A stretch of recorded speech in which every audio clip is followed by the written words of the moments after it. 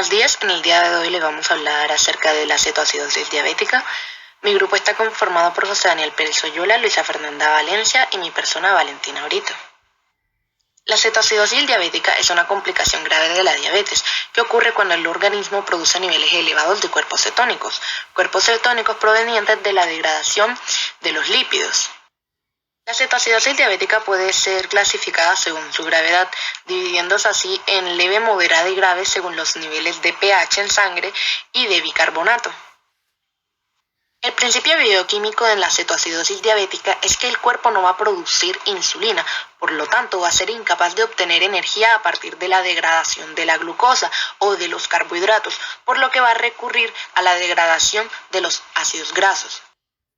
Es así que a partir de la degradación de los ácidos grasos obtendremos tres productos, el beta-hidroxibutirato y el acetoacetato, los cuales entrarán al ciclo de Krebs. Por su parte, la acetona será expulsada a través del aliento, con un olor característico que es denominado un aliento frutal. Viendo de manera general el principio bioquímico en la cetoacidosis diabética, veremos que en la degradación de los ácidos grasos obtenemos los productos del acetoacetato y el beta-hidroxibutirato, que entrarán en el ciclo de Krebs, principalmente en forma de acetoacetato, quien reaccionará con el succinil-CoA y la enzima succinil-CoA acetoacetato-CoA transferasa, dando como productos al succinato, que seguirá su ruta en el ciclo de Krebs, y al acetoacetil-CoA, que por medio de otra molécula, CoA y la enzima tiolasa, entrarán al ciclo de Krebs en forma de acetil-CoA. El problema yace en que los intermediarios del ciclo de Krebs serán agotados por la deficiencia o la mala aprovechación de los carbohidratos. Por lo tanto, principalmente el oxoalacetato se agotará y no podrá seguirse la ruta. Por lo tanto, se dirá que el ciclo de Krebs se encuentra depletado, lo que provocará que la reacción se incline, por decir así. Y entonces el acetoacetato y el beta-hidroxibutirato andarán libres en la sangre, produciendo que el pH sanguíneo baje y dándonos a conocer la patología que aquí les venimos a presentar, que es la cetoacidosis diabética.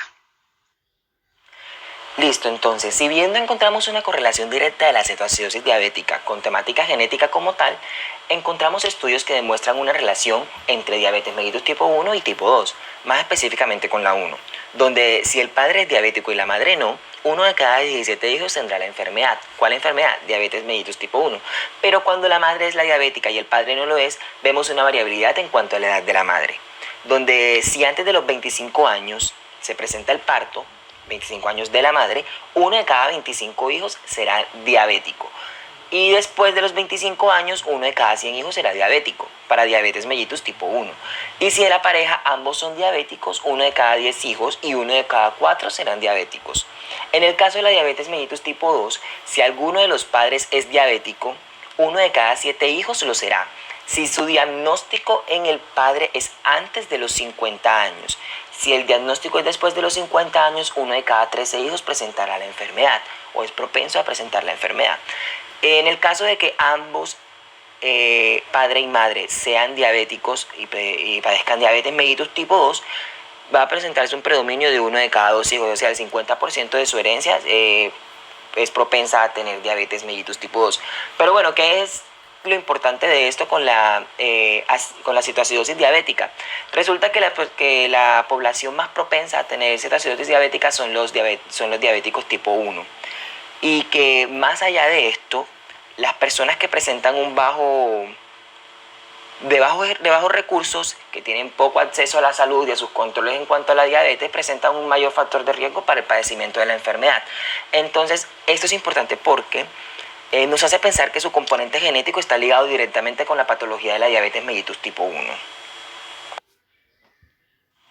Listo, entonces para hablar de incidencia y continuar con el hilo que tocamos anteriormente en cuanto a las diabetes mellitus tipo 1 y tipo 2, encontramos un predominio de la diabetes mellitus tipo 1 en niños menores de 15 años. Cada 100.000 niños menores de 15 años en Colombia, de 3 a 4 presentan diabetes mellitus tipo 1, y que vemos la importancia en cuanto a posible factor genético o posible factor hereditario en la cetoacidosis diabética, que el predominio se estima de un 0.07% aproximadamente.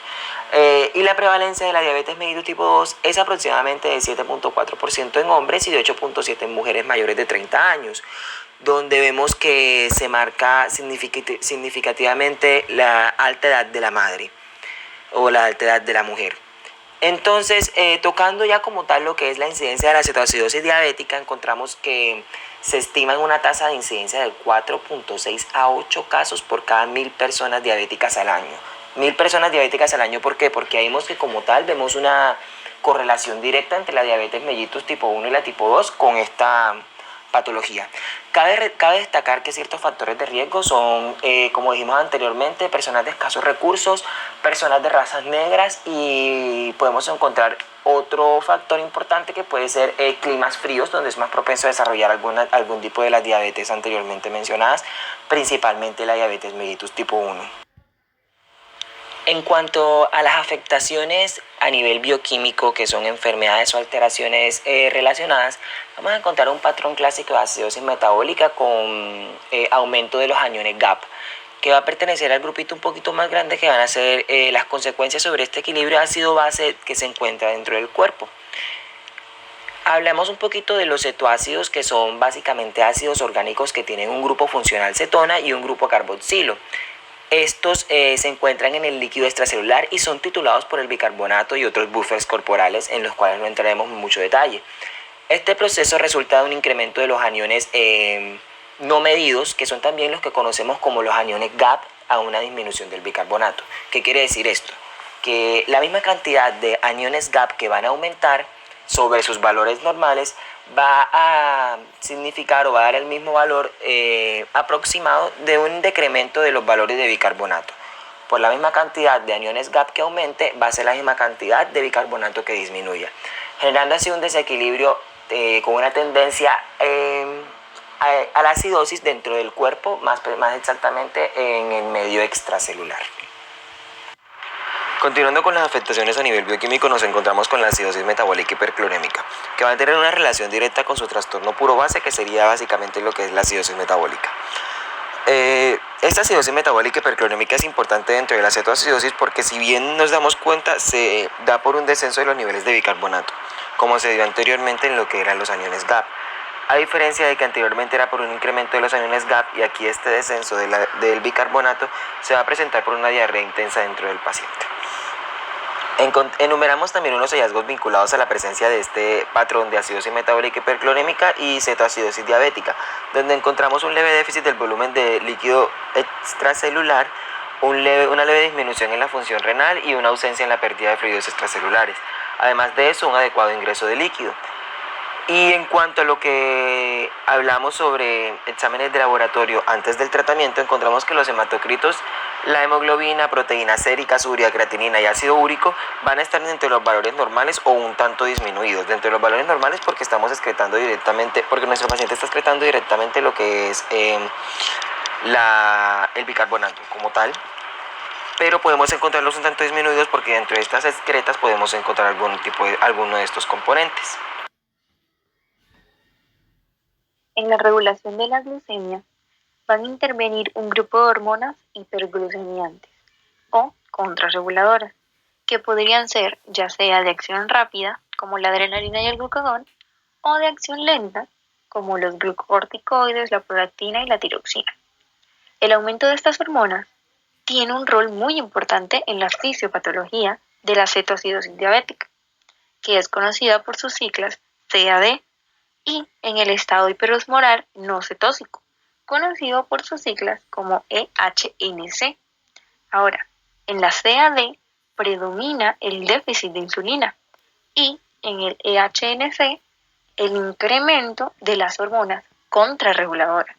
Ahora, entre las funciones de la insulina destaca su papel de que favorece la entrada de la glucosa a determinados tejidos por estímulos de un transportador, y esto permite que los tejidos se clasifiquen en insulinosensibles y en insulino insensibles. Ahora, los insulinos sensibles no pueden utilizar la glucosa como fuente de energía cuando hay ausencia de insulina, y estos tejidos vendrían siendo el hígado, el músculo y el tejido adiposo. Ahora, los insulinoinsensibles podrían utilizar la glucosa como una fuente de energía aunque haya ausencia de insulina. Y estos tejidos son los tejidos más importantes, como el cerebral y los eritrocitos. En los tejidos insulinosensibles separaremos las consideraciones sobre el metabolismo intermedio en, primero, alteraciones en el metabolismo de los hidratos de carbono. La hiperglucemia típica produce básicamente dos grandes mecanismos. En todos los tejidos inmunosensibles hay una disminución de la entrada y de la utilización de la glucosa, y en el ámbito hepático hay un aumento de la glucogenólisis y de la gluconeogénesis, por lo cual aumentará el nivel de glucosa circundante. Con respecto a las proteínas, se encontrará aumentada la proteólisis originando aminoácidos utilizados como precursores en la gluconeogénesis en el hígado. En el 90% de los casos, la cetoacidosis diabética se presentará como el debut de la diabetes mellitus tipo 1. Ahora, los factores de riesgo vendrían siendo tener trastornos psiquiátricos, algún tipo de CDA previa y disfunción de la bomba de insulina, entre otros. El tratamiento básico de la CDA va a consistir en la rehidratación, la administración de insulina y la monitorización del paciente. Primero, la rehidratación, que es muy importante darle al paciente una solución fisiológica. Y, administrar insulina, que vendría siendo lo que al paciente le permitiría revertir el estado catabólico y la lipólisis. Entonces, suprimiría la formación de cuerpos cetónicos y permitiría que se corrigiera su acidosis. Ahora, la monitorización es muy importante para ver cómo van los valores del paciente y evitar posibles complicaciones y poder valorar el estado del paciente. Agradecemos